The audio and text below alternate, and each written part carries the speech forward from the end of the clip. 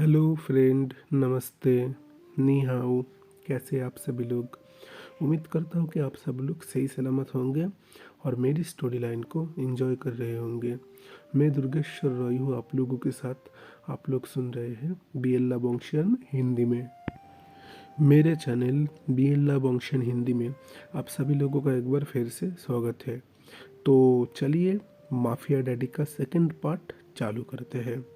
Video चालू करने से पहले एक ही रिक्वेस्ट, प्लीज़ चैनल को सब्सक्राइब करिए, वीडियो को लाइक करिए और अपने एक प्यारे से कमेंट कर दीजिए। बस इतना ही और कुछ नहीं।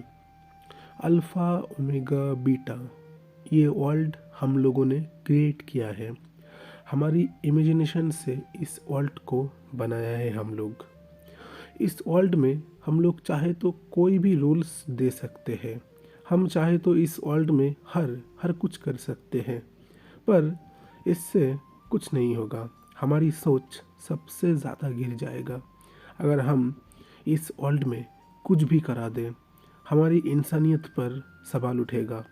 इसलिए हम लोगों को इस वर्ल्ड को लेकर हमेशा सही तरीके से सोचना चाहिए।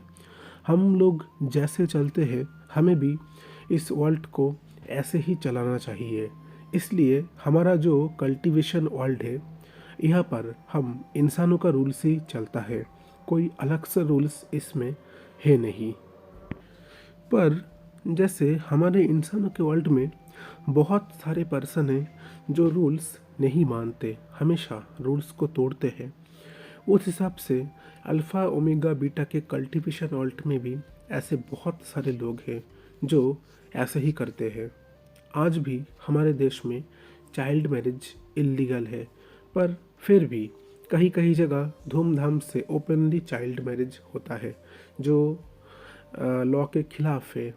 ऊपर से जो बिजनेस मैरिज, ये चीज़ सबसे ज़्यादा बकवास चीज़ हो सकती है। हम हमारी खुद की मर्ज़ी अपने बच्चों पर कभी भी ठोक नहीं सकते। ये सबसे ज़्यादा बुरी बात है। आप दोनों फैमिली के फ़ायदे के लिए दो इंसानों की ज़िंदगी बर्बाद कर रहे हो, ये सबसे ज़्यादा बुरा बात है। हमें इस चीज़ को अवॉइड करना चाहिए। पर शायद हमारी के कहानी के कैरेक्टर ने इस चीज़ को नहीं माना। तो क्या नहीं माना? ओंग जी जो एक माफिया है, हमेशा यहाँ पर के लोग उसको माफिया गॉडफादर बोलते हैं। ओंग जी बहुत ही ज़्यादा क्रूअल है। उसका पर्सनालिटी बहुत ही ज़्यादा डार्क है। लव ये वर्ड उसके साथ सूट नहीं करता। तो आज के एपिसोड में हम जानेंगे आखिर कैसे हुई थी ओंग जी और विंग की शादी। क्या आपको क्या लगता है, विंग को क्या ओंग जी को माफ़ कर देना चाहिए? क्या उसे एक लास्ट या फिर एक सेकंड चांस मिलना चाहिए? तो चलिए आज की पार्ट चालू करते हैं। तो मैं दुर्गेश्वर रॉय हूँ आप लोगों के साथ, और आप लोग सुन रहे हैं बीएलला बॉन्शियन हिंदी में। तो चलिए माफिया डैडी का सेकंड पार्ट चालू करते हैं।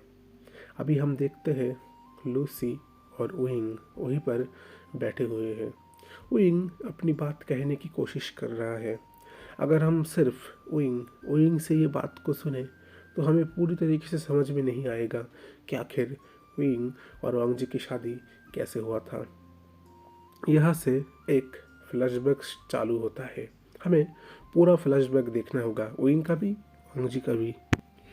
अभी इस वक्त एक रूम का सीन दिखाया जाता है जहाँ बेड के ऊपर विंग बैठा हुआ है। विंग अपने मॉम डैड से कह रहे हैं, मम्मा डैडी नहीं नहीं नहीं, मुझे शादी नहीं करना। मैं पढ़ाई करना चाहता हूँ। मुझे इस उम्र में शादी नहीं करना। अभी अभी मेरा सिर्फ 18 साल हुआ है और आप मेरी शादी उस 25 साल के इंसान से करवाना चाहते हैं। वो तो मुझसे कितना बड़ा है। नहीं नहीं नहीं। और ऊपर से मैंने सुना है उसकी फैमिली एक माफिया फैमिली है। नहीं मम, मुझे शादी नहीं करना, प्लीज़ प्लीज़ मम। अभी जियांग फेमियन वो कह उठे, बेटा बेटा विंग, तुम शादी कर लो विंग। अगर तुमने शादी नहीं किया तो हमारी पूरी फैमिली बर्बाद हो जाएगी। वो लोग हमारी पूरी फैमिली को तबाह कर देंगे। मैंने जो मिस्टर लैन उनसे बहुत सारा पैसा लोन लिया था, पर उसके बदले में उन्होंने मुझे कहा था कि उनका उनका बेटे के साथ वो तुम्हारी शादी फिक्स करना चाहते हैं, उनको तुम्हें बहुत ही अच्छा पसंद आया था, तो तुम प्लीज़ प्लीज़ राज़ी हो जाओ, वो लोग बुरे नहीं है देखना। मैडम यूँ कह उठा, ओइंग क्यों क्यों तुम ऐसा कर रहे हो? अगर तुम इस शादी के लिए नहीं माने तो तुम्हें पता है हमारी फैमिली का क्या हालत हो सकता है। वो कह उठा, पर मम्मा मुझे शादी नहीं करनी थी, मुझे मुझे पढ़ाई करना था, मैं पढ़ाई करना चाहता हूँ, मुझे मुझे अभी इस उम्र में शादी नहीं करना। ओइंग बहुत ही ज़्यादा रिक्वेस्ट कर रहा था अपनी मॉम अपने डैड से कि मुझे शादी नहीं करना, पर उसके मॉम डैड जैसे उसकी बात नहीं मान रहे थे। वो लोग उनकी मर्जी ठोक रहे थे। इधर दूसरी ओर लैन मेंशन का सीन। लैनजन का डैड, आपने मेरी शादी मुझसे बिना पूछे कैसे फिक्स कर सकते हैं? यहाँ पर मिस्टर लैन कह उठा, लैनसन मैं तुम्हारी भलाई के लिए ही कर रहा हूँ, मुझे वो ओमेगा लड़का बहुत ही ज़्यादा पसंद है, बहुत ही मासूम बहुत ही सुंदर सा है, और उसकी फैमिली ने मुझसे लोन लिया था, जो लोन मैंने ही खुद बना किया था कि आपको ये पैसे देने की कोई ज़रूरत नहीं है, बस मैं आपके ओमेगा बेटा उसके साथ मेरा बेटा अल्फ़ा यानी कि तुम्हारी शादी करवाना चाहता हूँ। अंजी का डैड, मुझे कोई शादी नहीं करना, मैं अभी कोई शादी में इंटरेस्टेड नहीं हूँ। अभी उसके डैड कहते, तुम्हारा 25 साल का उम्र हो चुका है, तुम कब शादी करोगे? बुढ़ापे में? तब तक जब तक मैं ऊपर चला जाऊँ? हाँ। लैंजन कहता, डैड मुझे मुझे इस शादी में कोई इंटरेस्ट नहीं है, मैं जैसा हूँ वैसा ही ठीक हूँ। मिस्टर लैन कहे उठे, फिर तुम ज़्यादा बात मत करो, मैंने कहा है तुम्हें शादी करना है, मतलब तुम्हें शादी करना है। वांग जी बहुत बड़ा माफिया है, ये बात सच है, पर वो ये चीज़ भी भूल गया कि उसके डैड भी एक माफिया ही है, माफिया से ही वो माफिया बना है। वहाँ पर तब तक मैडम लैन आ चुकी हैं। मैडम लैन बचपन से ही, जब से वांग जी छोटा है तब से ही वो हमेशा वांग जी को सपोर्ट करता है। वांग जी शायद गलत काम करे सही काम करे, पर वांग जी उनका इकलौता बेटा है, वो हमेशा वांग जी को ही सपोर्ट करता है, वांग जी के अलावा और किसी को नहीं। वो कहे उठे, पर वांग जी को ये शादी नहीं करना, आप ज़बरदस्ती नहीं कर सकते उसके साथ।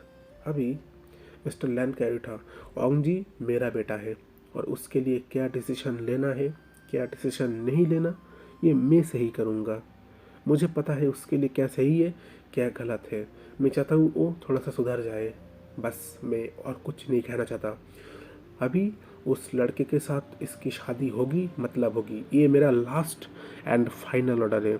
और अंग याद रखना, अगर तुमने तुम्हारे डैड की बात नहीं माना तो तुम ये बात कान खोल के सुन लो, तुम्हारा डैड तुम्हारे लिए मर चुका है, अपने डैड का फिनरल का तैयारी कर दो, मैं जहर खाकर मर जाऊंगा।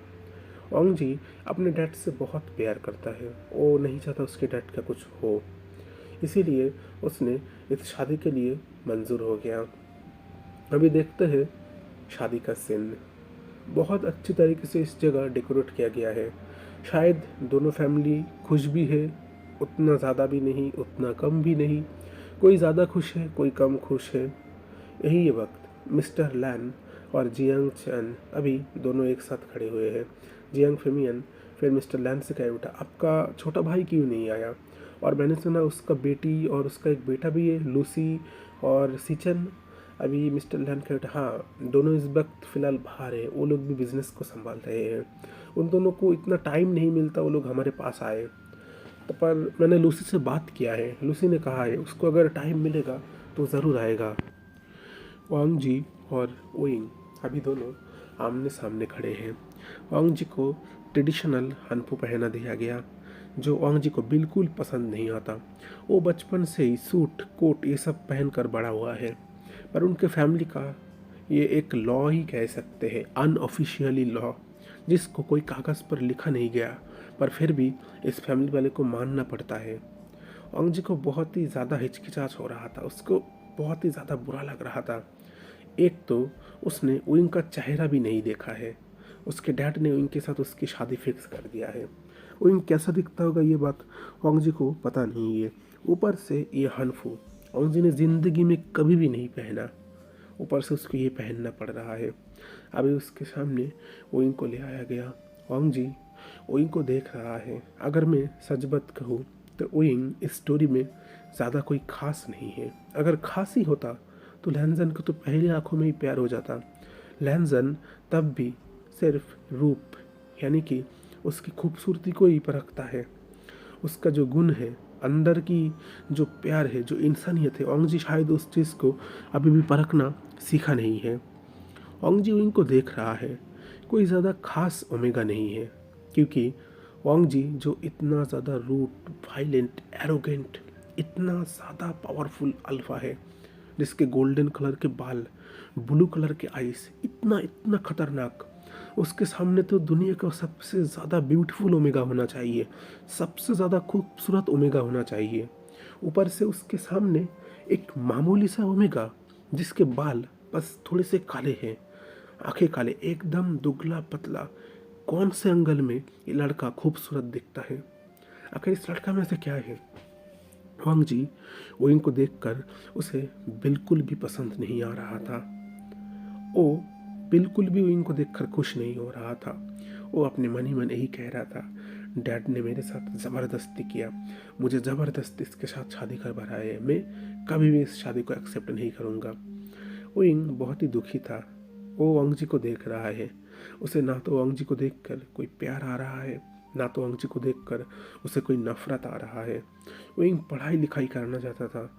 ओइंग का सपना था वो बहुत सारा पढ़ाई लिखाई करेगा, जहाँ बहुत बहुत आगे बढ़ेगा, पर उसके सपनों पर जैसे किसी ने बेड़ी बांध दिया हो। और आज वो उसके हाथों पर भी कोई शायद रिंग के नाम पर एक बहुत बड़ा बेड़ी बांध देगा, जो शायद कभी भी उतार नहीं पाएगा।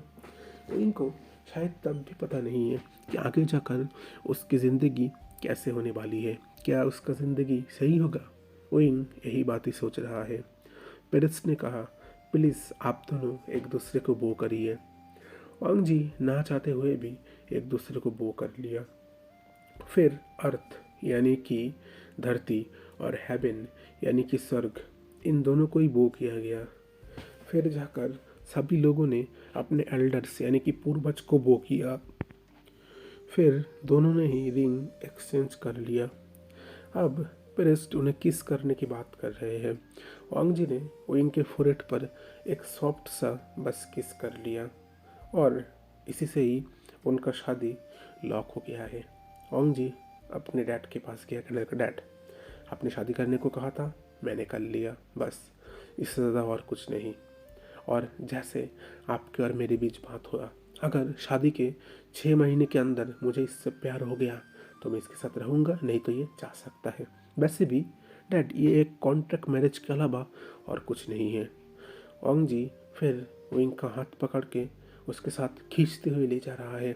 विंग अभी थोड़ी देर अपने मॉम के पास रुकना चाहता था, वो अपने मॉम डैड को हक करके रोना चाहता था, पर ओंग जी उसका हाथ पकड़ के लेते जा रहा है। अभी मैडम यू और जियांग फेमियन ओंग जी के सामने आकर कहने लगा, हमें हमें थोड़ी देर इससे बात तो करने देते हैं।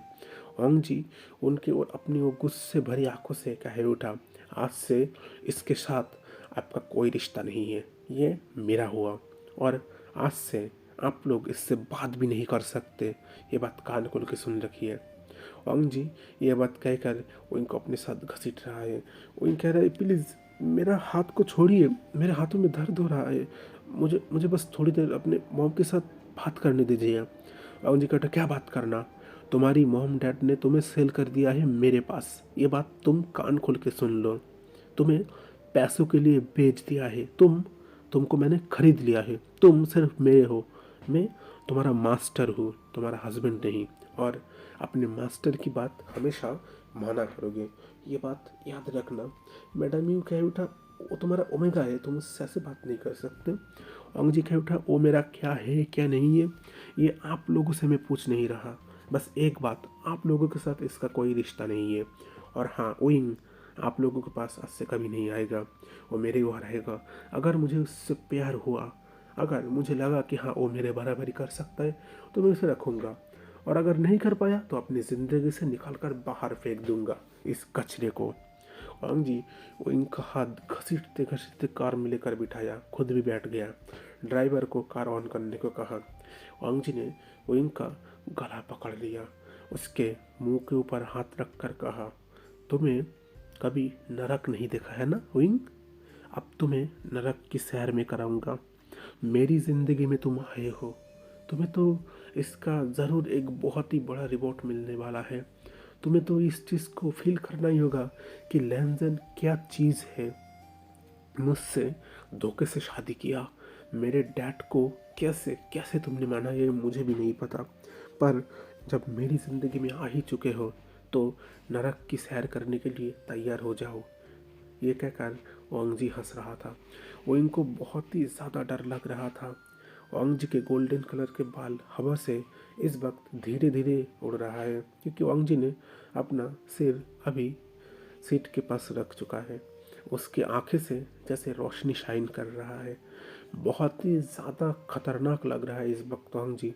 ओइंग कार के एक कोने में अपने दोनों हाथों से जैसे अपने आप को जकड़ने की कोशिश कर रहा है। वो इतना ज़्यादा डर रहा है, उसके मन में इतना ज़्यादा डर फैल रहा है।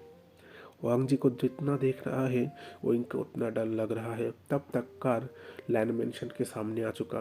लैंजन कैंड कहे उठा, सुनो, इस फैमिली में तुम्हें आज से एक नौकर की तरह रहना होगा। तुम्हें मैं जो जो कहूँगा मेरी हर बात मानना होगा। रोज़ रात को तुम्हें मुझे सर्व करना होगा, क्योंकि मैं तुम्हारा मास्टर हूँ और अपने मास्टर से कभी ना नहीं करते। और एक बात, इस घर में मेरी मॉम की बात तुम्हें हमेशा मानना होगा। मेरा मॉम तुम्हें जो कहे। तुम्हारी फैमिली के साथ तुम्हारा आज से कोई रिश्ता नहीं है। तुम्हारी फैमिली ने तुम्हें मुझे सेल कर दिया है, उन लोगों ने तुम्हें मुझे बेच दिया है और तुम मेरे पास रहोगे आज से। वेलकम टू हेल वीवोशियान। तुम्हें इस नरक में बहुत ही ज़्यादा स्वागत है, क्योंकि ये तुम्हारे लिए बहुत ही ज़्यादा खास होने वाला है। विंग डर रहा है बहुत ही ज़्यादा।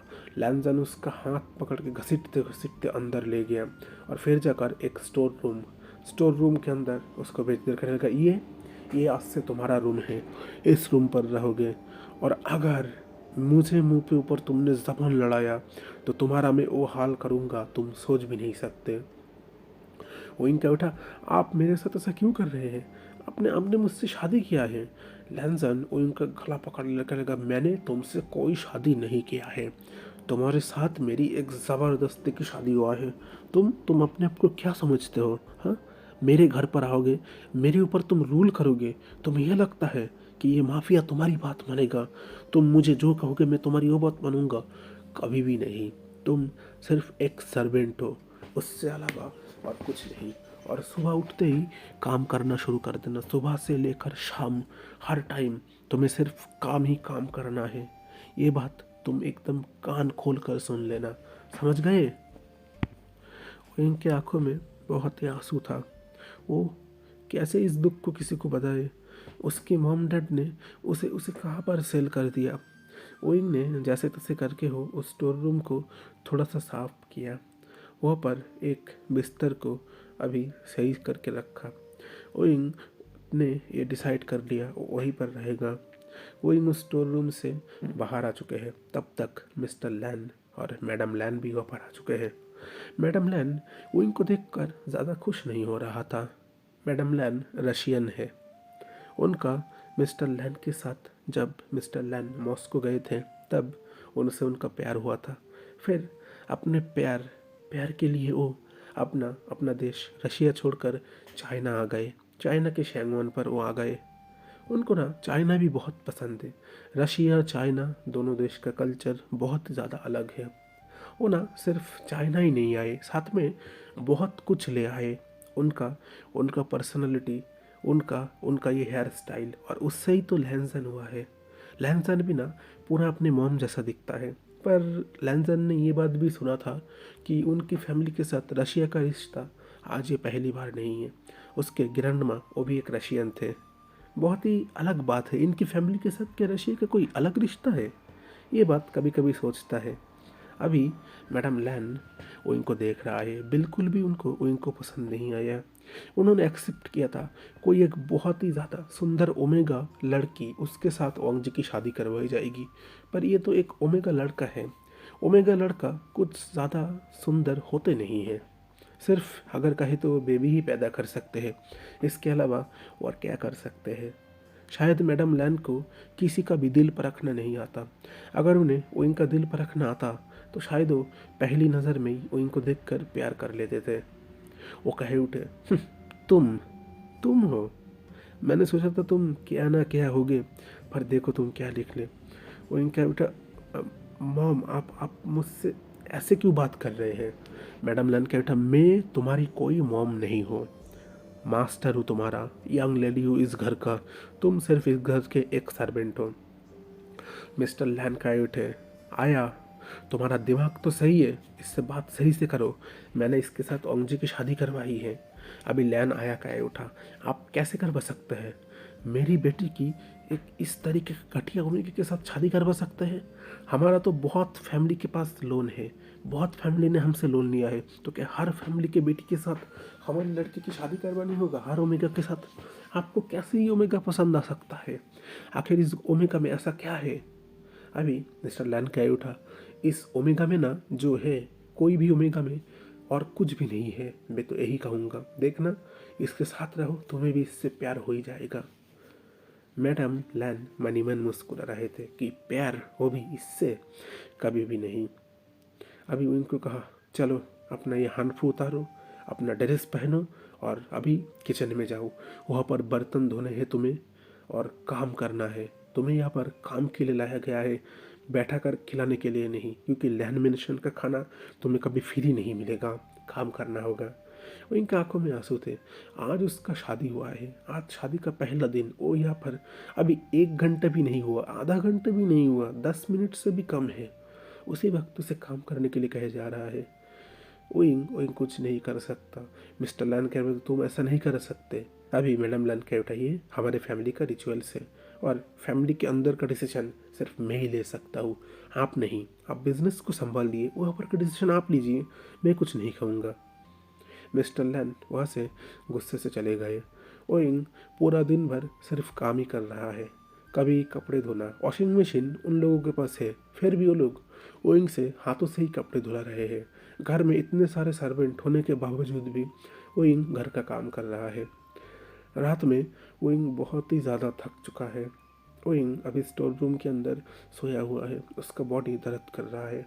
अचानक किसी ने दरवाज़ा खोला, ओइंग के पास आया, ओइंग के कपड़े उतारने लग गया। ओइंग एक तरीके से डर गया था। अभी उसने सही से देखा तो ये लैंसन है। वो कहेगा, आप यहाँ पर क्या कर रहे हैं। लैंसन ने कहा, जैसा मैंने कहा था, तुम्हें रोज़ रात को मुझे सर्व करना होगा, तुम्हारा तो यही काम है, तुम मेरे सर्वेंट हो और ज़्यादा बात मत करो, मैं तुम्हारा मास्टर हूँ। वो कहकर लैंसन ने सिर्फ अपना पैंट को ही खोला। उसने पैंट को ज़्यादा नीचे करना भी सही नहीं समझा। वो रूम पूरी तरीके से अंधेरा है, ओइंग सही से देख भी नहीं पा रहा कि आखिर लैंसन दिखता कैसा है। लैंसन ओइंग को कुछ नहीं करता, हक करना, किस करना, मीठी बात करना, कुछ नहीं, डायरेक्ट आता है। ओइंग के दोनों पैर उसके कंधों के अंदर करता है, फिर ओइंग के अंदर खुद को ज़बरदस्ती इंसेट करवाता है। ओइंग को बहुत ही ज़्यादा पेन हो रहा था, बहुत ही ज़्यादा दर्द हो रहा था, ओइंग चीख रहा था, चिल्ला रहा था। लैंसन गुस्से में आकर ओइंग के दोनों गालों पर बहुत ही ज़ोर से 2 सलाप करा और कहा, एकदम चुप, मुझे मेरा काम करने दो, मेरा काम हो जाएगा, मैं ऐसे चला जाऊंगा और ज़्यादा बात मत करो, अगर तुमने ज़्यादा बात किया तो मैं तुम्हारा वो हालत करूंगा। वो कह रहा था, मुझे सच में बहुत पेन हो रहा था। लैंसन ने इनका गला पकड़ कर कहा, तो मैं क्या करूं, तुम्हें पेन हो या ना हो, तुम्हें ये हो या वो हो, तो इससे मुझे क्या, मुझे मेरा काम करना है।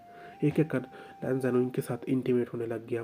वो इनके कपड़े लैंसन ने भी ज़्यादा उतारा नहीं था, सिर्फ जितना उतारना वो ज़रूरी समझता था। फिर वो इनके साथ ऐसे ही इंटीमेट होने लग गया।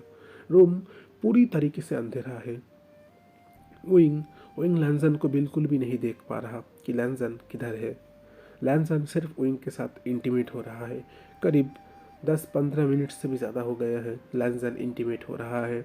लैंसन ऐसे ही कर रहा है। लैंसन को भी बोरिंग फील हो रहा है। वो शायद चाहता था कि वो इनको थोड़ा किस करे, बाइट करे, पर उसका मूड नहीं है। वो सिर्फ इंटीमेट होने के लिए ही आया है। लैंसन ऐसे ही करके ओइंग के साथ इंटीमेट होता है। फिर जब वो सेटिस्फाई हो जाता है, ओइंग से तुरंत उसी टाइम वो अलग होकर वहाँ से चला जाता है। विंग अभी नीचे फर्श पर लेटा हुआ था। उसके आंखों से आंसू निकल रहा था, बहुत ही ज़्यादा आंसू निकल रहा था उसके आंखों से। वो ये कहाँ पर फंस गया? उसका उसका क्या ऐसा ही होना था? क्या ये था उसका ज़िंदगी गॉड?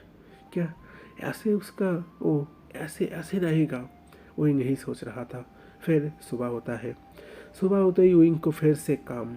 अब ना विंग की ज़िंदगी जैसे नरक जैसा बन गया है। विंग को दिन भर सिर्फ काम ही करने पड़ते हैं इस मेंशन का। मैडम लैन हर टाइम विंग से काम करवाती है और वांग जी रोज़ रात को आता है विंग के साथ इंटीमेट होने के लिए। वांग जी सिर्फ इंटीमेट ही होता है, कुछ नहीं। विंग को हग भी नहीं करता, उसे किस भी नहीं करता। वो शायद क्या विंग से प्यार करता है, पता नहीं। आज रात भी वांग जी विंग के रूम के अंदर आया। विंग इस वक्त लेटा हुआ था, बॉडी में बहुत ही ज़्यादा पेन था। वांग जी फिर विंग के पास आया। विंग कहने लगा प्लीज़ आज आज नहीं, आज आज मत करिए, कल कर लेना। वांग जी गुस्से में आ गया, कहने लगा तुम मुझे मना कैसे कर रहे हो? मुझे अभी इस वक्त ये करना है और तुम मुझे मना कर रहे हो। वांग जी बहुत ही ज़्यादा गुस्से में आ गया। उसने विंग के गालों के ऊपर फिर से 2 स्लैप किया। विंग रो रहा था, कह रहा था प्लीज़ आज आज छोड़ दीजिए। आज आज बहुत ही मुझे थकान हो गई है। सुबह से मॉम मुझे बहुत काम कराया, मुझे ना बहुत ही ज़्यादा अभी बुरा लग रहा है। ओंग जी फिर विंग के गालों पर और 2 स्लैप के कहने लगा तुम मेरे मुंह के ऊपर जबान लड़ा रहे हो? हाँ, तुम्हारी बहुत ज़्यादा हिम्मत बढ़ चुकी है। मैंने तुम्हें कहा है ना, मुझसे बहस मत करना, चुपचाप मुझे मेरा काम करने दो। अभी विंग कह रहा है नहीं, मुझे मुझे नहीं करना, प्लीज़ आज नहीं। वांग जी कह रहा है देखो मेरा गुस्सा को तुम मत बढ़ाओ। ये कहकर वांग जी फिर से विंग के गालों पर और 2 सलाब किया। विंग के पूरे गाल सूज गए थे। वांग जी का इतना सख्त हाथ, विंग के मुलायम शरीर। विंग यहाँ पर आया है 1 महीने से ज़्यादा हो गया है, अपने फैमिली के किसी के साथ बात नहीं किया। वांग जी फिर विंग को कहने लग गया चुपचाप यहाँ पर आओ। विंग कहने लग गया प्लीज़ प्लीज़ मुझे हाथ छोड़ दीजिए। वांग जी का गुस्सा तब तक और ज़्यादा फैल चुका था। वांग जी ने विंग के बाल पकड़ लिया, कहने लगा तुम इतनी आसानी से नहीं मानोगे। ये कहकर वो विंग के पैंट फिर से उतार दिया। फिर उसने खुद को बहुत ही ज़बरदस्ती विंग के साथ कनेक्ट कर लिया। विंग बहुत ही ज़ोर से चीख उठा। वांग जी ने फिर से विंग के गालों पर और 2 स्लैप किया। विंग की आंखों से आंसू निकल रहा था। विंग रो रहा था, उसका पूरा दोनों गाल सूज गया था। वांग जी ऐसे ही बहुत ही ज़बरदस्ती विंग के साथ इंटीमेट होता है। फिर इंटीमेट होते होते वो विंग वहीं पर बेहोश होने के टाइम पे आ चुका है। वांग जी जब सेटिस्फाई हो जाता है वो तुरंत खुद को विंग से अलग कर लेता है और फिर वांग जी वहाँ से चला जाता है। विंग को ना ये चीज़ बहुत ही ज़्यादा बुरा लगता है कि वांग जी उसके साथ सिर्फ अपनी फिजिकल नीड को पूरा करने के लिए आता है। वो एक टाइम भी विंग के साथ नहीं रखता। ये चीज़ को ना विंग बिल्कुल भी पसंद नहीं करता, क्योंकि वांग जी जब सेटिस्फाई हो जाता है ओमेगा ना तब ये चाहता है कि उनका अल्फा उनके पास रहे, उन्हें प्यार करे, पर वांग जी ऐसा कुछ नहीं करता। वो विंग को कभी भी अपने दोनों हाथों से जकड़ नहीं लिया। विंग विंग के बॉडी पर कहीं भी थोड़ा सा किस नहीं किया। विंग के होठों पर भी एक किस नहीं किया कभी भी। वो सिर्फ विंग के साथ इंटीमेट होने के लिए आता है। जब वो सेटिस्फाई हो जाता है फिर वो तुरंत विंग से अलग होकर चला जाता है। वो विंग की ओर एक बार देखता भी नहीं है कि विंग जिंदा है या विंग मर गया है। मिस्टर लैन ना इस वक्त सबसे ज़्यादा दर्द में थे। वो हर रोज़ विंग को अपनी आंखों के सामने देखते हैं, कुछ कर नहीं सकते वो। उन्होंने क्या सोचा था कि इस लड़के को अगर इस फैमिली में लाएंगे वो शायद सब कुछ सही हो जाएगा। उसका बेटा वांग जी उसका गुस्से को कंट्रोल कर लेगा। वो शायद अपनी ओमेगा के लिए सुधर भी सकता है, शायद वो अपनी ओमेगा को बहुत ही प्यार कर सकता है। पर हुआ क्या, इसका उल्टा ही तो हो रहा है। वांग जी ऐसा कुछ भी नहीं कर रहा, बल्कि वांग जी और भी ज़्यादा गुस्सेल बनते जा रहा है। वो विंग के ऊपर दिन पर दिन बहुत ही ज़्यादा टॉर्चर करते जा रहा है। विंग हमेशा रोता है और आज विंग की तबीयत कुछ ज़्यादा सही नहीं है। विंग काम भी कर नहीं पा रहा, उसका गाल पूरी तरीके से छूट चुका है। अभी विंग एक प्लेट धो रहा है, कैसे भी करके हो वो प्लेट उसके हाथों से गिर गया। तब तक मैडम लैन वहाँ पर आ चुके थे। मैडम लैन ने कहा तुमने ऐसा कैसे कर सकते हो, इतना ज़्यादा तुमने नुकसान कर दिया। वांग जी अभी बाहर ही जा रहा था, वो किचन में अभी चिल्लाने की आवाज़ सुन रहा है। उनका बेटा मॉम मुझसे गलती हो गई, आगे से नहीं होगा। मैडम लन क्या उठा, मैं तुम्हारी कोई मॉम नहीं हूँ, मैं तुम्हारा मास्टर हूँ, यंग लेडी हूँ, और तुम मुझे मॉम कह रहे हो। वो इनका बेटा, मुझसे गलती हो गई, आगे से नहीं होगा ऐसा, मैं आपसे प्रॉमिस करता हूँ। तब तक वांग जी वहाँ पर आ चुका था। वांग जी वो इनको देख रहा है। अभी वांग जी अपने मॉम को कहता, मॉम क्या हुआ, इसने इसने क्या किया है। मैडम लैन क्या उठा, इसने एक कीमती बर्तन को तोड़ दिया, मैं इसको सवाल कर रहा हूँ, ये उल्टा मुझसे बहस कर रहा है। ओंग जी गुस्से में आ गया। एक तो पहले से ही ओइंग पर गुस्सा है, ऊपर से उसको जैसे एक मौका चाहिए था ओइंग पर अपना गुस्सा निकालने के लिए। उसने ओइंग के बालों को बहुत ही ज़ोर से पकड़ लिया मुट्ठी करके, और कहने लगा, तुम बहुत ही ज़्यादा बिगड़ रहे हो। तुम्हें मैं जितना प्यार से समझाऊँ कि अपनी औकात में रहो, अपने अपने हद में रहो, ज़्यादा अपने आप को ऊपर उठाने की कोशिश मत करो। तुम्हें क्या लगता है तुम ये सब करके क्या क्या हासिल कर लोगे? तुम्हें लगता है कि तुम कभी इस घर का हो पाओगे? तुम्हें कभी मैं अपना ओमेगा एक्सेप्ट करूँगा? और तुम बहुत ही ज़्यादा मन लगड़ रहे हो। वो इन कहने लगा, प्लीज़ छोड़िए, मुझे दर्द कर रहा है। ओंग जी कह उठा, तो तुम्हें दर्द करवाने के लिए तो मैंने तुम्हारे बाल पकड़ा है, तुम्हें प्यार करवाने के लिए। ओंग जी वो इनका बाल पकड़ के वो इनको घसीटते घसीटते उस रूम के अंदर ले गया और रूम का दरवाज़ा बंद कर दिया और कहने लगा, रहो आज पूरे पूरे दिन इस रूम में बंद रहो, तुम्हें कोई खाना नहीं मिलेगा, तुम देखो कैसा होता है तड़पना। विंग दरवाज़ा खटखटा रहा है, विंग चिल्ला रहा है और कह रहा है, प्लीज़ प्लीज़ मुझसे मुझसे गलती हो गई, आगे से नहीं होगा ऐसा। विंग उस दिन पूरा सुबह से लेकर शाम तक भूखा था, कुछ भी विंग ने नहीं खाया था, दरवाज़ा बाहर से लॉक था। पूरा दिन विंग रोया था, विंग चिल्लाया था। जिस विंग को ना अंधेरे से डर लगता था, आज ये अंधेरा उसका बहुत ही ज़्यादा अपना हो चुका है। ये अंधेरा ही तो है जो विंग का साथ नहीं छोड़ता। हमेशा विंग जब खुश रहता है इस रूम के अंदर, तब भी अंधेरा उसके साथ रहता है। विंग जब दुख रहता है तब भी उसके साथ रहता है। विंग अपने मन ही मन कहता है, मॉम डैड आपने मुझे कहाँ पर बेच दिया, मेरी क्या हालत कर दिया आपने। विंग को अब ना ये सबसे ज़्यादा कोई फ़र्क नहीं पड़ता, आखिर कोई भी नहीं है उसका। रात में दरवाज़ा खुल उठा, वो इनको पता है इस वक्त कौन आ सकता है। लैनजन अभी नशे में है, आज वो बहुत ही ज़्यादा नशा करके आया है। वो इनके पास आया, कहने लगा, चलो लेटो चुपचाप, मुझे मेरा काम करना है। वो इंग फिर से कह उठा, मैंने सुबह से कुछ खाया नहीं है, क्या आप मुझे खाने को दे सकते हैं। ओंग जी का बेटा, ज़्यादा बात मत करो, मुझे मेरा काम करना है, फिर मुझे सोना है, वैसे भी मैं थक चुका हूँ। वो कहने लग गया, प्लीज़ मैंने सुबह से कुछ नहीं खाया, मुझे मुझे बस थोड़ा सा खाना है, अगर मैं नहीं खाऊंगा तो जीऊँगा कैसे। ओंग जी का बेटा, तुम जी कर करोगे क्या? वैसे भी तो तुम्हें मर ही जाना चाहिए, तुम जी कर भी क्या सकते हो, है ना। ये क्या कर ओंग जी फिर ओइंग को लेटा दिया, ओइंग के साथ इंटीमेट होने लग गया। ओइंग की आंखों से आंसू निकल रहा था, ओइंग रो रहा था, पर फिर भी वो चीख नहीं रहा था, चिल्ला नहीं रहा था। ओंग जी ओइंग के साथ बहुत ही बुरी तरीके से इंटीमेट होता है, ओइंग को एक एक बार पुश कर रहा है और ओइंग अंदर से इस दर्द को फील कर रहा है। ओंग जी फिर जब सेटिस्फाई हो गया, उसने खुद को विंग से अलग कर लिया और फिर उस रूम से चला गया। विंग किसी तरह बाहर निकाला है, बाहर निकल कर अभी किचन में गया है। वहाँ पर फ्रिज में इस वक्त कुछ फ्रूट थे, बाहर भी कुछ फ्रूट रखे हुए थे। विंग ने बस उस चीज़ को खाया और अपनी मन ही मन कह रहा है, क्या ज़िंदगी है तेरी विभूषियन, क्या क्या तूने सोचा था और आज तेरे साथ क्या क्या हो रहा है, इससे अच्छा तू मर क्यों नहीं जाता। विंग इस चीज़ को ही लेकर बहुत ही ज़्यादा रो रहा था। आखिर में विंग फिर अपने रूम के अंदर गया और वहीं पर जाकर सो गया। आज लैन मेंशन में एक पार्टी है, बहुत ही ज़्यादा अभी लैन मेंशन को डेकोरेट किया गया है। मैडम लैन, मिस्टर लैन, सभी लोग गेस्ट का वेलकम कर रहा है। विंग अभी किचन में खाना बना रहा है और जितने भी सारे गेस्ट आए हैं उनको ड्रिंक सर्व कर रहा है। विंग अभी इस वक्त एक पर्सन के सामने गए, वैन रोहन, जो ना विंग को बहुत ही ज़्यादा लस्ट भरी आंखों से देख रहा था।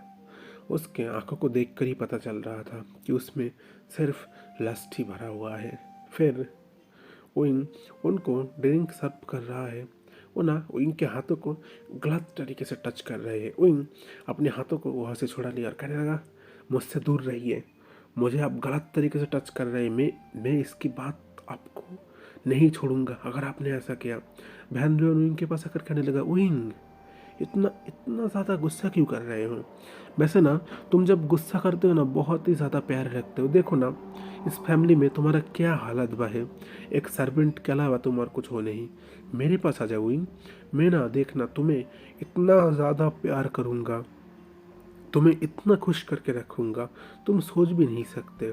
विंग गुस्से से वहाँ पर से चला गया।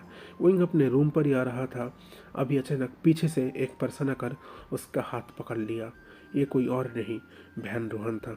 विंग उसका हाथ छुड़ाने लग गया। विंग चिल्लाने लग गया। अभी वहाँ पर कहाँ से लैंजन आ गया। अभी बहन रोहन लैंजन को देखकर कहने लगा, देखो ना तुम्हारा ओमेगा वाइफ मुझे मना कर रहा है, तुम्हारे इस ओमेगा हस्बैंड को तुम समझाओ ये मुझे सर्व करे। वैसे भी तुम्हें रोज़ रात को सर्व करता है, मुझे भी तो करना चाहिए। वांग जी बहुत ही ज़्यादा गुस्से में आ गया। इस वक्त उसको विंग के लिए प्यार था नफरत था ये हम नहीं कह सकते, पर इतना ज़रूर था कि उन लोगों ने अपने एल्डर्स अपने पूर्वज गॉड के सामने उन लोगों ने प्रॉमिस किया है कि दोनों दोनों का साथ नहीं छोड़ेंगे।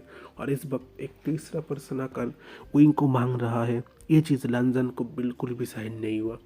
लैंजन बहुत ही ज़्यादा गुस्से में आ गया। उसने बहन रोहन के मुंह पर एक बहुत ही ज़ोर से पंच मारा। उसके नाक से तब तक खून निकल रहा था। बहन रोहन कहने लगा, तुम मेरे साथ ऐसे कैसे कर सकते हो? मैं जितना बा सारा फैमिली डील है तुम्हारे साथ मैं सब कुछ ख़त्म कर दूंगा। लैंजन अपने पॉकेट से बंदूक निकाला, बहन रोहन के एकदम एकदम हाथों के साइड पर वहाँ पर शूट किया। गोली लगकर वहाँ से ब्लड निकल रहा था। लैंजन ने कहा, बेटा तुम मुझसे कॉन्ट्रैक्ट साइन नहीं करवाओगे है ना? मैं अब कह रहा हूँ मैं तुमसे कोई डील नहीं करूँगा। दो सिक्योरिटी गार्ड को बुला कहा, इसको मेंशन के बाहर फेंक देना, अगर ये मर भी जाए तो भी देखने की ज़रूरत नहीं है। इस माफिया गॉड फादर को ये कहने आ गया है कि ये क्या कर सकता है क्या नहीं। दो सर्वेंट आए, उन्होंने बहन रोहन को पकड़ा और वहाँ से बाहर खींचते हुए ले गए। लैंजन इस वक्त बहुत ही ज़्यादा गुस्से में है। उसने गुस्से में वो इनका बाल पकड़ लिया, कहने लगा, तुम्हारी इतनी हिम्मत, तुम दूसरे मेन को सिड्यूस कर रहे थे, क्या मैं तुम्हें सेटिस्फाई नहीं कर पाता जो तुम्हें दूसरे मेन के पास जाने की ज़रूरत पड़ते है? और तुम इसको सिड्यूस क्यों कर रहे थे? क्या तुम्हें तुम्हें यहाँ से भागना है या फिर तुम्हें उसके साथ रहना पसंद है? वैसे भी मैं तुम्हें अपने पास ज़्यादा दिन नहीं रखूँगा, मैं तो बस थोड़ा इंजॉय कर रहा हूँ 6 महीने के लिए। एक बात ना तुम कान खोल के सुन लो, डैड के साथ मेरा ये डील हुआ है, अगर 6 महीने के अंदर तुमसे मुझे प्यार हुआ तो मैं तुम्हारे साथ रखूँगा, और अगर प्यार नहीं हुआ तो मेरी ज़िंदगी से तुम्हें बाहर निकाल कर फेंक दूंगा। वही कह रहा है, छोड़िए मेरे बालों को, मुझे मुझे दर्द हो रहा है, प्लीज़ मेरे बालों को छोड़ दीजिए। लैंजन ने बहुत ही ज़ोर से विंग के बालों को छोड़कर विंग को धक्का दिया। विंग अपने रूम में जो नीचे बेड बिस्तर रखा हुआ था उसके ऊपर गिर गया। लैंजन फिर विंग के पास आया, विंग के पैंट के बटन खोलकर पैंट को निकाल लिया। फिर लैंजन ने भी खुद का पैंट को खोल लिया, फिर विंग के साथ इंटीमेट होने लग गया। विंग चीख रहा था, इस बार चिल्ला रहा था और रो रहा था। और लैंसन विंग के गालों के ऊपर 2 सलप करके कहा, बिल्कुल चुप, मुझे बिल्कुल पसंद नहीं है तुम ऐसे बात करते हो। मैंने तुम्हें कहा ना ज़्यादा बात मत करो, मुझे ये सब बिल्कुल पसंद नहीं है।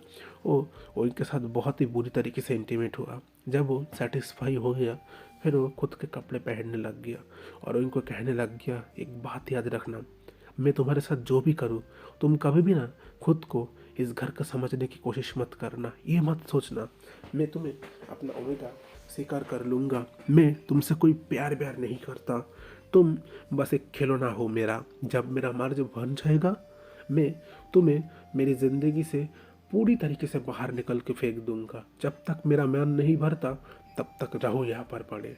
लैंजन ये कहकर वहाँ से चला गया। विंग की आंखों में आंसू था, विंग रो रहा था।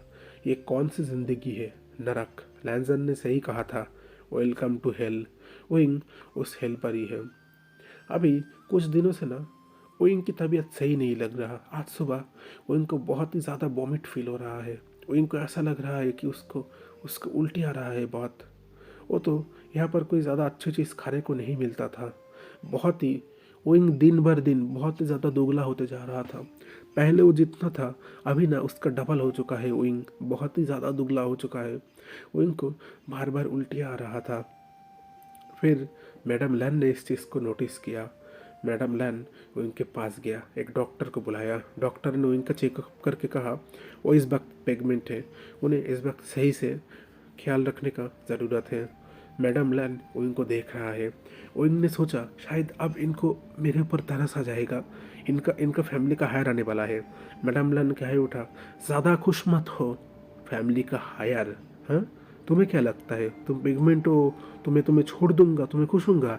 एक बात याद रखना, इस बच्चे को मैं कभी भी एक्सेप्ट नहीं करूंगा। ये बच्चा जिए या मरे, तुम इस घर में जैसे एक सर्वेंट की तरह हो, ये बच्चा भी एक सर्वेंट जैसा ही रहेगा। वो इनकी आंखों में आंसू थे। मिस्टर लैन अभी कह उठे, तुम्हारा दिमाग तो सही है, अभी ये लड़का पिगमेंट है ये, और तुम इससे ऐसे बात कर रहे हो। मैंने अगर बिल्कुल भी देखा कि तुम इससे ऐसे बात कर रहे हो तो मुझसे बुरा और कोई नहीं होगा। अभी मैडम लैन जैसे मिस्टर लैन से डर रहे थे। कभी भी तो मिस्टर लैन उन पर ऐसे गुस्सा नहीं करते थे। जब उन दोनों की शादी हुआ तब से लेकर आज तक तो इस लड़के के लिए उनके ऊपर गुस्सा कर रहे थे। उनको ना अंदर ही अंदर डर भी लगने लग गया था, क्योंकि उन्हें भी पता है ओंग जी की तरह उसके डैड भी एक माफियाई है, और माफिया अगर गुस्से में आ जाए तो क्या हो सकता है। मैडम लैन ज़्यादा बात नहीं किया। रात को ओइंग सोया हुआ है। लैनजन फिर से ओइंग के पास आया। फिर ओइंग को कहने लगा, चलो कपड़े उतारो। ओइंग कहने लगा, देखिए मैं अभी प्रेग्नेंट हूँ, प्लीज़ ये सब मेरे साथ मत करिए। बेबी को हार्ट हो सकता है, आपका और हमारा बेबी आने वाला है। लैनजन कहने लगा, बेबी माई फुट, मुझे क्या, बेबी आए या बेबी ना आए, every day means every day, मुझे ये सब रोज़ रात को चाहिए, और तुम मुझे मना नहीं कर सकते। अगर तुमने मुझे मना किया तो तुम्हें पता है ना मैं तुम्हारा क्या हालत कर सकता हूँ।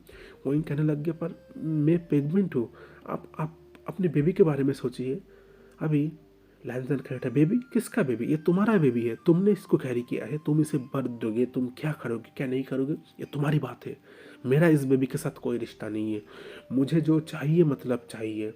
मैं थोड़ा इंजॉय तो कर लूँ जब तक तुम मेरे पास हो, मुझे अपना मन भरना है। किसने किसने तुम्हें कहा था इतनी जल्दी प्रेग्नेंट होने के लिए? उनके बेटा, पर मैं खुद थोड़ी प्रेग्नेंट हुआ हूँ, आपने ही तो मुझे प्रेग्नेंट किया है।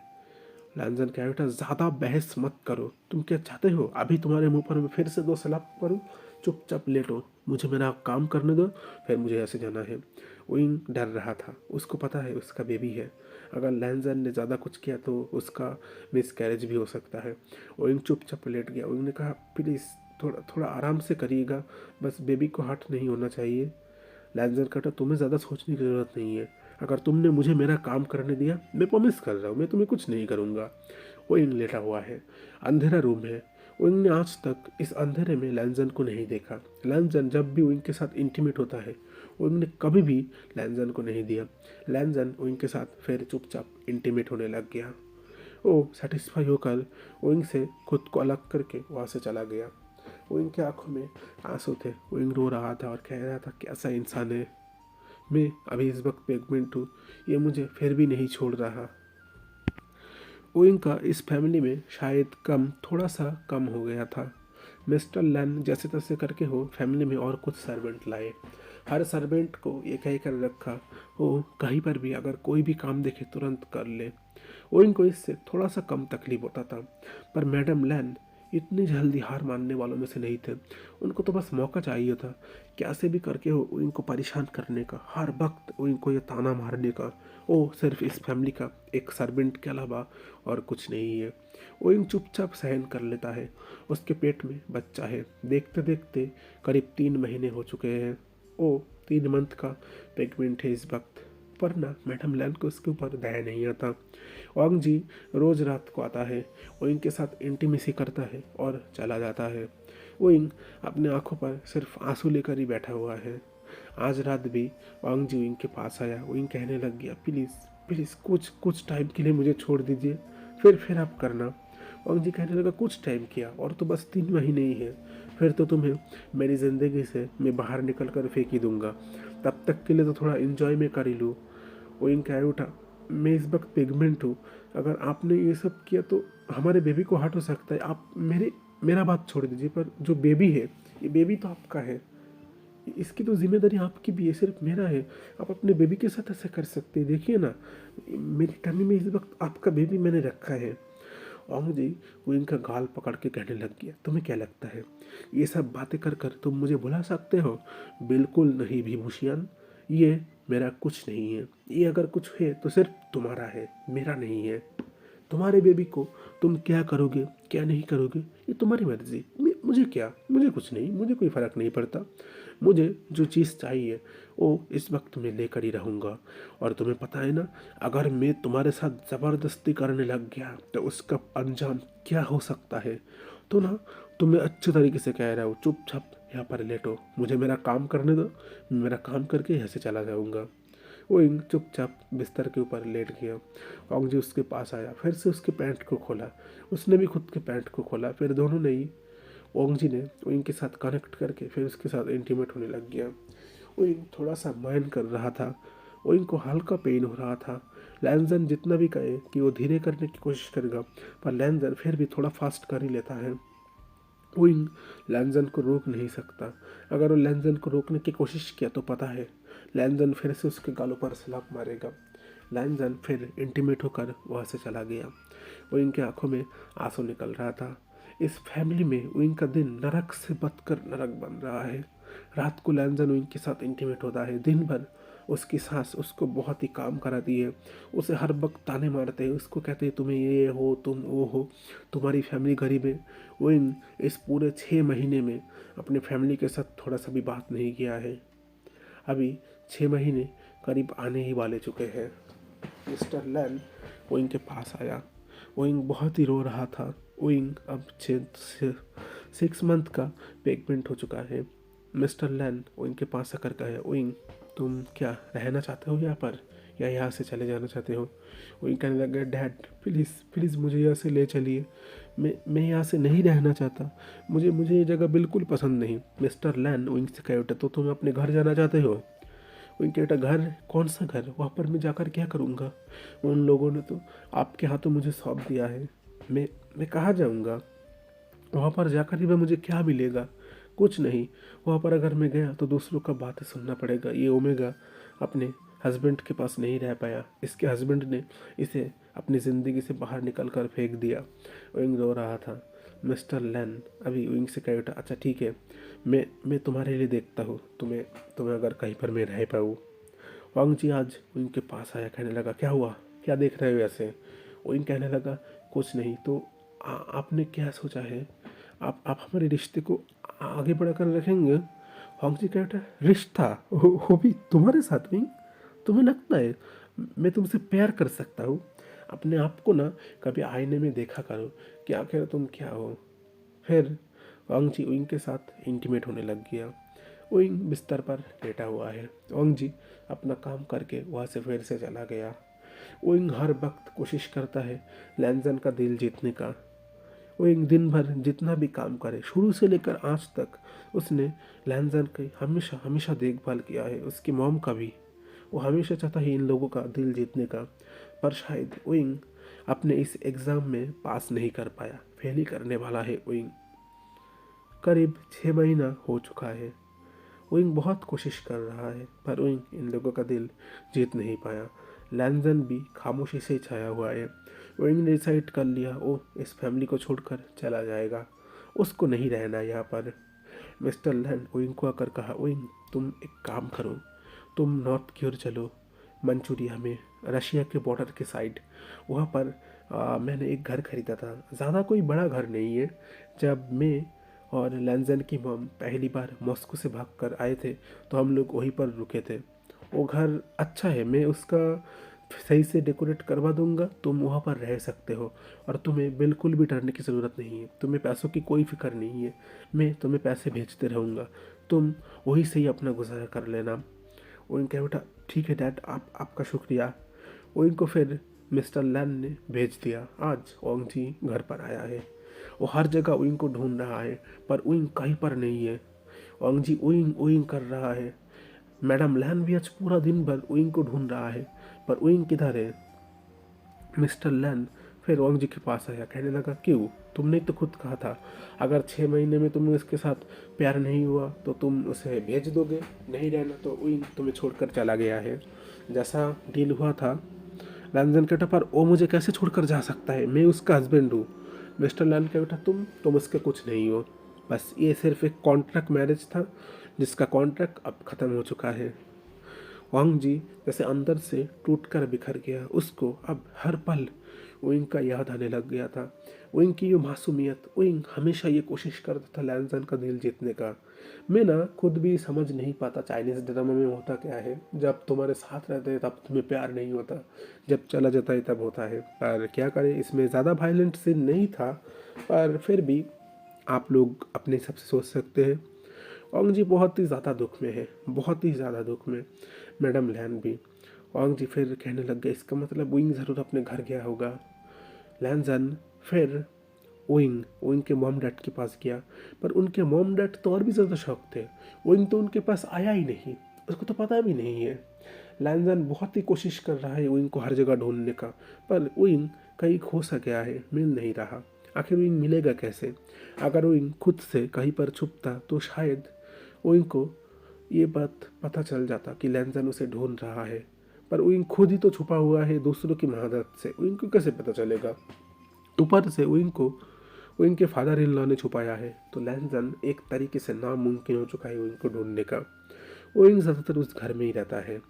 विंग ने एक प्यारे से बेबी बॉय को बर्थ दिया था, बहुत ही ज़्यादा सुंदर है ये बेबी बॉय, पूरे लैनजन की तरह गोल्डन कलर के बाल और ब्लू कलर की आंखें, पूरे उनके फैमिली का निशानी है ये लड़का। विंग फिर इस बच्चे को लेकर ही जीने लग गया, और लैनजन विंग के गम में और भी ज़्यादा डूबते जा रहा है। मैडम लैन को हर वक्त ये फील होता है कि हाँ, उन्होंने विंग के साथ गलत काम किया है, उन्होंने विंग के साथ सही काम नहीं किया। उनको हर वक्त इस चीज़ को लेकर सिर्फ पछतावा ही होता है, और इससे ज़्यादा शायद और कुछ नहीं। दिन ना ऐसे ही देखते देखते बीते जा रहा था, पर विंग का कोई नामो निशान नहीं है। लैनजन दिन भर दिन हमेशा दुख ही में रहता था। देखते देखते करीब 1.5 साल होने को आ गया है। आईवन आईवन की अभी उम्र थोड़ा सा भी 1 साल होने में थोड़ा सा टाइम रह चुका है। वांग जी आज बहुत ही ज़्यादा रो रहा है, ड्रिंक करके अपने बिस्तर के ऊपर ऐसा ही लेटा हुआ है। मिस्टर लन इस वक्त किससे बात कर रहा है? उन्होंने कहा हाँ विंग, तुम चिंता मत करो, मैं कुछ दिन बाद आकर फिर से आयोन से मिलूँगा। अभी लैनजन ने इस बात को जैसे भी करके हो सुन लिया कि दरवाजे के सामने कोई इस वक्त ये बात कह रहा है। वो तुरंत उठ गया, अपने डैड के पास गया, कहने का डैड आपको पता है विंग किधर है? मिस्टर लैन कहता नहीं, मुझे नहीं पता। वांग जी इसके बाद अपने डैड के पीछे पड़ गया, वो हर वक्त अपने डैड से कहता है डैड प्लीज़ प्लीज़ मुझे बताइए विंग कहाँ है, प्लीज़ प्लीज़ आप मुझे बताइए ना विंग कहाँ है। मैं प्रॉमिस करता हूँ विंग को मैं मेरे पास लाकर बहुत ही ज़्यादा प्यार करूँगा। पर मिस्टर लैन कभी भी ये बात नहीं मानते थे। मैडम लैन बहुत कोशिश करता था बहुत समझाने की। एक दिन मैडम लैन वांग जी ने ये बात समझाया कि आप बस एक बार बता दीजिए, हम सिर्फ विंग को देखेंगे और कुछ नहीं। लैनजन ने भी अपने डैड को प्रॉमिस किया कि डैड आप सिर्फ एक बार बताइए विंग कहाँ है, मैं बस उससे मिलूँगा फिर चला आऊँगा। अपने बेटे के प्यार में ही सही और किसी बात से ही सही उन्होंने वांग जी को बता दिया, पर यह भी कहा तुम सिर्फ उसे देखोगे फिर चले आओगे, उसके साथ तुम्हारा अब कोई रिश्ता नहीं है, वो आप खुश रहना चाहता है अपने बच्चे को लेकर। पर लैनजन, शायद मिस्टर लन भूल गया था कि लैनजन उनका ही खून है, उनका ही बेटा है, ये बात वो भूल गए थे। लैनजन ने क्या किया, विंग के पास गया, विंग से ना तो कुछ कहा ये किया वो क्या, उसने तुरंत विंग को किडनैप करके लैन मैंशन में ले आया। वो नहीं चाहता था कि विंग और उसके बीच इस वक्त कोई और आए। ऊपर से लैनजन ने ये बात पता भी कर लिया था कि उस गांव में एक लड़का था वांग काई, जो विंग को मन ही मन पसंद करता था, पर विंग उसे सिर्फ ब्रदर के अलावा और कोई दूसरी नज़र से नहीं देखता था। ये बात विंग को भी पता है, लैनजन को भी पता है। उस गांव में जब से विंग गया है, वांग काई बहुत अच्छा लड़का है, विंग की मदद करता है। विंग का हमेशा जो फूड खरीदना होता है मार्केट से वो खरीद के देता है। इतना ठंड में भी वो लड़का बहुत मेहनती है। विंग हमेशा उस लड़के को अपने ब्रदर की नज़र से ही देखता है, उसे ब्रदर कहकर बुलाता है। वांग काई शायद मन ही मन खुश नहीं होता, पर फिर भी उसको खुश होना पड़ता है विंग के लिए। विंग से वो प्यार कर बैठा था, पर कहते हैं ना हर प्यार सबको मिलता नहीं है। शायद वांगकाई के नसीब में भी कुछ ऐसा ही था। वांग जी फिर ओइंग का इस घर को लेकर आ जाता है और फिर वांग जी ने सोचा जैसे भी करके हो ओइंग को मनाएगा, ओइंग को बहुत बहुत प्यार करके ओइंग को वो मना कर ही रहेगा। अभी हमारा फ्लैशबैक यहीं पर एंड होता है। लूसी ये हर वक्त सुनकर वो गुस्से में आ चुका, कहने लगा उन लोगों की इतनी हिम्मत, उन लोगों ने तुम्हारे साथ इतना बुरा सलूक किया है और अब माफ़ी मांगने आ रहे हैं। ओंग जी को भी पता है उसने गलत काम किया है, इसीलिए तो माफ़ी मांगना चाहता है। लूसी वहाँ से उठ गया, कहने लगा अच्छा ठीक है, तुम्हारा बहुत बहुत शुक्रिया, तुमने मुझे ये बात कहा। अभी बाहर इस वक्त मैडम लैन खड़ा हुआ था। मैडम लैन कहे उठा, अच्छा क्या वो राज़ी हुआ? लूसी कहे उठा, आंटी इतना आसान काम नहीं है, आप लोगों ने उनके साथ जो जो काम किया है आप लोग तो खुद मुझे बताते नहीं थे, तो मैंने ही विंग से सुन लिया विंग के साथ आखिर क्या हुआ था। ठीक है, मैं कोशिश कर सकता हूँ विंग से थोड़ा सा प्यार करके बात करके विंग को धीरे धीरे मनाने का, पर फिलहाल के लिए आप लोग इससे ज़्यादा मुझसे उम्मीद मत करिए। ये कहकर लूसी वहाँ से चला गया। इस वक्त विंग बेड के ऊपर लेटा हुआ था, अपने टमी पर हाथ फेर रहा था। वो अपने मन ही मन सोच रहा था अगर 1 मंथ हो गया तो मैं फिर से प्रेग्नेंट हो जाऊँगा, फिर से मेरा और एक बेबी आएगा, पर मैं यहाँ से भाग नहीं सकता। आयुन ज़्यादातर टाइम अपने दादाजी के पास ही रहता है, वो मैडम लैन के पास ज़्यादा जाती नहीं है। इस चीज़ को ना मैडम लैन बिल्कुल भी अच्छी तरीके से नहीं लेता। उनके दिल में दर्द होता है, उनको दुख होता है, उनका पोता उनके पास नहीं आता, उनके फैमिली का ये खून उनको पहचानता नहीं है। क्या ऐसा ऐसा दूरी आ चुका है? लैनजन विंग के पास आया, विंग को अपने दोनों हाथों से फिर हक कर लिया। फिर लैनजन उठकर दरवाज़ा बंद करके विंग के पास आया, विंग को अपनी गोदी में बिठाकर फिर विंग के गालों पर 2 सॉफ्ट किस करने लगा। क्या हुआ बनी, गुस्सा हो मुझ पर? प्लीज़ प्लीज़ बनी गुस्सा मत हो, मुझसे ना बहुत बहुत गलती हो चुका है। मैं प्रॉमिस करता हूँ मैं आगे से ऐसी कोई गलती नहीं करूँगा। प्लीज़ बनी मुझे बस एक चांस दे दो। विंग कोई बात नहीं कर रहा था, विंग ऐसा ही चुपचाप था। ओंग जी फिर से कहने लगा, क्या हुआ बनी, ऐसे ऐसे क्यों कर रहे हो? मुझे मुझे ऐसे मत करो, मैं तुमसे प्यार करता हूँ। उनका बेटा प्यार, ओ भाई आप शायद आप भूल चुके हैं, उस स्टोर रूम में आप मेरे साथ सिर्फ वो सब करने के लिए आते थे। वांग जी अपने मन ही मन बहुत ही ज़्यादा दुख हो रहा है, उसको इतना ज़्यादा रिग्रेट हो रहा है, पर उसने फिर भी उनको हक कर कहा, आई एम सो सॉरी, मुझसे गलती हो गई है, मैंने मैंने बहुत बहुत गलती कर लिया है, पर क्या तुम मुझे एक मौका नहीं दे सकते हुई? क्या मुझे एक मौका नहीं मिलना चाहिए? हर कोई तो गलती करता है, पर उसे एक मौका तो मिलना चाहिए। वो कह उठा, मैं कुछ नहीं जानता, आप मुझे छोड़ दीजिए, मुझे नहीं रहना आपके साथ, मैं अभी ऐसे जाना चाहता हूँ मेरे बच्चों को लेकर।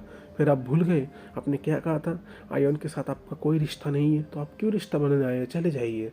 वांग जी ने फिर ओइंग को और ज़ोर से हक कर लिया, कहा बिल्कुल नहीं, तुम सिर्फ मेरे हो और मुझे छोड़कर तुम कहीं नहीं जा सकते, तुम अपने मॉम डैड के पास भी नहीं जा सकते। वो कह उठा, मुझे मेरे मॉम डैड के पास जाना भी नहीं है, मैंने उनसे कब से रिश्ता तोड़ दिया है, मैं अब अकेले रहना चाहता हूँ। ओंग जी वो इनके होठों के साथ फिर खुद के होठों को कनेक्ट करके वो इनको किस करने लग गया और कहने लग गया, बनी तुम जितना भी कोशिश करो तुम मुझसे कहीं पर भी नहीं जा सकते। मैं मानता हूँ मैंने गलती किया है, पर इसका मतलब तो ये नहीं कि मुझे एक मौका नहीं मिलेगा, मैं अपने आप को सुधार नहीं सकता। वांग जी फिर खुद के कपड़े धीरे धीरे रिमूव करने लग गया। उसने विंग के कपड़े को भी पूरी तरीके से रिमूव कर लिया। विंग कह रहा था, छोड़ो मुझे, मुझे नहीं रहना तुम्हारे साथ, तुम मेरे साथ ऐसा नहीं कर सकते।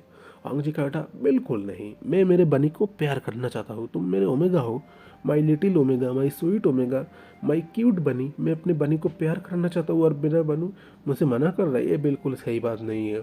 वो ये बहुत बुरी बात है, अपने हस्बैंड को ऐसे मना नहीं करते, मैं तुम्हारा हस्बैंड हूँ। कहने लगा, आप मेरे कुछ नहीं हो, क्यों? आप भूल गए, आपने तो खुद ही कहा था मैं आपका सर्वेंट हूँ, इस घर का नौकर हूँ, और अब आपने मुझे ओमेगा बना लिया। औंग जी कहने लग गया, मैंने जो किया था मैं मानता हूँ मैंने गलती किया था, पर तुम इतना गुस्सा क्यों हो? अब तो गुस्सा छोड़ दो, तुमने भी तो 1.5 साल मुझसे मेरे साथ नहीं रहा, मैंने भी तो कितना दुख झेला, उसका उसका कोई बात नहीं है। एकाकाल औंग जी फिर खुद को विंग के साथ कनेक्ट कर लिया। विंग के हल्का हल्का पेन हो रहा था, दर्द हो रहा था, पर फिर भी औंग जी विंग के साथ धीरे धीरे करके इंटीमेट हो रहा है। ओइंग ने ना चाहते हुए भी ओंग जी को अपने दोनों हाथों से जकड़ लिया। शायद ओइंग अपना दर्द थोड़ा सा कम करना चाहता है, अपने पैर को फीलिंग्स करवाना चाहता है। आखिर वो भी तो एक ओमेगा है, अपने अल्फा के बिना कैसे ही वह रह सकता है। अगर उसका अल्फा उसके बिना नहीं रह सकता तो वो उसके अल्फा के बिना कैसे रह सकता है। ओंग जी खुद को धीरे धीरे मूव कर रहा है।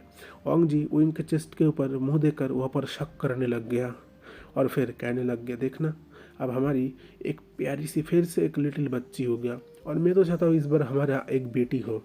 पहले हमारा एक बेटा हुआ है। ओंग जी खुद को ऐसे ही मूव कर रहा है। करते करते वो फिर सेटिस्फाइड होने के टाइम पर आ चुका है। ओंग जी तब तक विंग को किस कर रहा है, बहुत ही बुरी तरीके से, गंदी तरीके से। ओंग जी ना अब अपना वो सारा प्यार विंग को महसूस कराना चाहता है, जो प्यार उसने विंग के लिए नहीं किया था।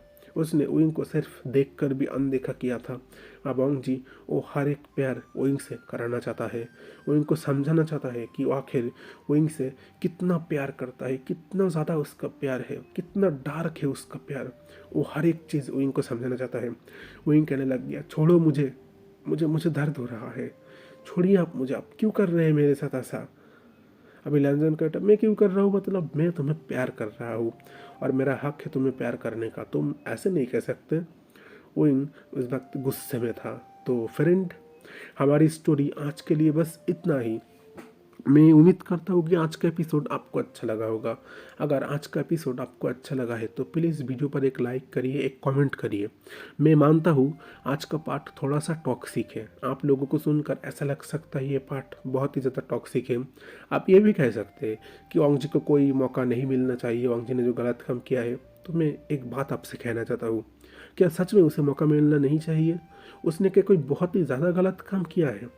एक ऐसी मैरिज जिस पर किसी का भी मर्जी नहीं था, आप अगर आपसे कहा जाए कि आप किसी को ना देखकर उससे शादी कर लीजिए, क्या आप गुस्से में नहीं होगे?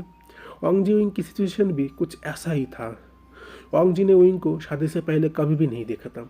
अचानक एक ओमेगा को उसके पास लाकर कह गया कि आज से ये तुम्हारा ओमेगा हस्बैंड है। तो उसकी उसकी फीलिंग क्या होगा? सिर्फ गुस्सा ही आएगा। ओंग जी का हालत भी कुछ ऐसा ही था। ओंग जी को विंग के ऊपर धीरे धीरे प्यार आ रहा था, ऐसा नहीं कि एक टाइम पर अचानक से प्यार आ जाए, पर तब तक विंग चला गया था। मैं स्टोरी के बारे में ये कहना चाहता हूँ, देखिए मैं ज़्यादातर क्लासिकल स्टोरी लाना चाहता हूँ। चाइना में रियलिस्टिक ड्रामा और रियल ड्रामा दोनों एक चीज़ नहीं है। ज़्यादातर रियल ड्रामे में हम यही देखते हैं कि जो हीरोइन होता है उसको हीरो टॉर्चर करता है, फिर जाकर उसे छोड़ देता है, दोनों दोनों से अलग हो जाते हैं, कुछ टाइम बाद मिलते हैं, पर जो हीरोइन वो हीरो को माफ़ नहीं करता। ये भी थोड़ा ऐसा हो सकता था, पर मैं स्टोरी को ऐसा बिल्कुल भी लाना नहीं चाहता। इसको इसके मेन फॉर्म में ही मैं लाना चाहता हूँ कि हर कोई को तो एक मौका मिलना चाहिए। हम लोगों ने भी तो गलती किया है, हम सारे पर्सन, अगर मैं खुद की बात करूँ, मैंने भी तो ज़िंदगी में बहुत बहुत गलत किया है। मैं भी तो गॉड से ही कहता हूँ कि गॉड प्लीज़ मुझे एक एक मौका दीजिए। मैं भी तो आगे जाकर और भी गलत काम कर सकता हूँ, तो हम लोग ये मौका मांग सकते हैं। पर जब दूसरों की बारी आई तब हम क्यों ऐसा कहेंगे कि उसे मौका मिलना नहीं चाहिए? ये चीज़ गलत है ना, कि गॉड हमें एक चांस दे दे पर दूसरों को एक चांस नहीं दे दे। ये चीज़ मेरे हिसाब से थोड़ा गलत है। इसलिए उसे भी, ओंग जी को भी कम से कम एक चांस मिलना चाहिए। उसने शायद, हाँ, ओंग जी की मॉम ने भी, ओंग जी ने भी विंग के साथ गलत काम किया है, विंग को दर्द दिया, दुख दिया, विंग दुख में था। पर वो लोग अब अपने इस दुख को थोड़ा सा बदलना चाहते हैं, थोड़ा सा इस दुख को खुशी में कन्वर्ट करना चाहता है। तो मुझे लगता है उनका हक है इस चीज़ पर। विंग की पास्ट लाइफ जितने भी खराब रही हो, अब विंग का प्रेजेंट लाइफ बहुत ही ज़्यादा अच्छा होने वाला है। इस बात को आप सही से ध्यान कर सकते हैं। ये स्टोरी सुनकर आपको चाइनीज दूसरी हर स्टोरी का नाम इमेजिनेशन आ सकता है, पर मैं ये बात कहना चाहूँगा, ये स्टोरी एक ऑनलाइन प्लेटफॉर्म से मिला है। अगर स्टोरी का नाम की बात करें तो इसका कोई नाम नहीं था। आप ऑनलाइन पर यूट्यूब पे आकर कोई भी चाइनीज़ ड्रामा जैसे सर्च करिए जिनका हिंदी एक्सप्लेनेशन होता है, देखना उस ड्रामा का कोई भी नेम नहीं होता। उस पर लिखा होता है हीरो ने ये किया, हीरोइन ने किया, she was a on 100 love letter, she was a divorce, ऐसा ऐसा लिखा होता है, नाम नहीं लिखा होता। तो ये जो स्टोरी का नाम है ये भी मैंने खुद से दिया है क्योंकि इसका कोई नाम नहीं था। अब मैं इसका प्लॉट ऐसे तो नहीं बना सकता था कि ओंग जी ने विंग को छोड़ दिया या फिर विंग ने ओंग जी को छोड़ दिया, ऐसा ऐसा ऐसा लिखता तो आप लोग इसको कभी ढूंढ नहीं पाते, इसलिए मैंने बस इसका नाम माफिया डैडी रख दिया। तो नेम के साथ स्टोरी का कोई सिमिलरेशन, कोई कनेक्शन है नहीं, नेम बस ऐसे ही है ताकि आप लोगों को ढूंढने में आसानी हो। तो मैं उम्मीद करता हूँ कि आज की बातें मैं आपको समझा चुका हूँगा। स्टोरी ज़्यादा टॉक्सिक नहीं था, थोड़ा बहुत ही था। तो उम्मीद करता हूँ आप लोग सही से समझ गए होंगे, पर फिर भी अगर आपके मन में कोई भी तरीके का डाउट है तो नीचे कमेंट बॉक्स ओपन है, आप लोग कमेंट कर सकते हैं। ठीक है, मैं यही कहना चाहता हूँ। तो मैं दुर्गेश्वर रायू आप लोगों के साथ, आप लोग सुन रहे हैं बेल्ला बंशन हिंदी में। अगर वीडियो आपको अच्छा लगा तो प्लीज़ एक छोटा सा लाइक कर दीजिए, अपने प्यार से कमेंट करिए और मेरे साथ बने रहिए। नमस्ते, नी हाउ, राम राम। उम्मीद करता हूँ कि आप सब लोग सही सलामत रहेंगे। Okay, good bye, thanks for watching, see you next time. मिलते हैं नेक्स्ट एपिसोड में। इसके बाद स्टोरी का सिर्फ एक फाइनल एपिसोड आने वाला है, फिर ये स्टोरी हैप्पी एंडिंग। और अगर आप लोग ओमेगा वर्स स्टोरी में इंटरेस्टेड है तो चैनल को ज्वाइन कर सकते हैं। मैं फ्यूचर में जाकर भी आप लोगों के साथ और भी ज़्यादा ओमेगा वर्स स्टोरी लाने की कोशिश करूँगा। अगर आप लोग स्टोरी पर रिस्पॉन्स करेंगे तो मैं और ओमेगा वर्स स्टोरी ज़रूर लाऊंगा। Thanks for watching.